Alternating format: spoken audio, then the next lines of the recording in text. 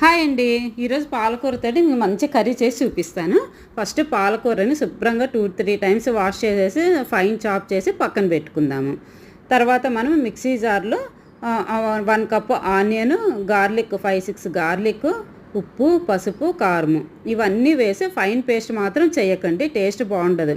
కొంచెం ఆనియన్స్ అవి తగులుతుంటే బాగుంటుంది కదా, ఫైన్ పేస్ట్ చేయకుండా ఊరికే చూపిస్తున్నాను కదా, ఇట్లా చేయండి. తర్వాత బాండీ పెట్టుకొని ఆయిల్ వేసుకుందాము. ఆయిల్ వేసుకున్న తర్వాత శనగపప్పు, మినప్పప్పు, ఆవాలు, జీలకర్ర ఇవన్నీ వేసుకొని మనం గ్రైండ్ చేసి పెట్టుకున్నాం కదా, అది కూడా దాంట్లో వేసుకుందాం. మనం పచ్చిది వేసుకున్నాం కదా, ఇది మూత పెట్టి బాగా ఉడకనివ్వాలి పచ్చివాసన పోయేంత వరకు. తర్వాత కర్రీ లీవ్స్ వేసుకొని మంచిగా ఆయిల్ పక్కన తేలుతుంది కదా, అప్పుడు మనం కట్ చేసి పెట్టుకున్న పాలకూర దాంట్లో వేసేసుకుందాం. వేసుకున్నాక ఒక 5-6 మినిట్స్ మూత పెడితే మంచిగా ఉడికిపోతుంది. దాంట్లో ధనియాల పొడి, జీలకర్ర పొడి వేసామంటే టేస్ట్ మాత్రం అద్దరిపోతుంది. ఇది చపాతీలోకైనా అన్నంలోకైనా కూడా ఇష్టం లేని వాళ్ళు ఇష్టంగా తింటారు.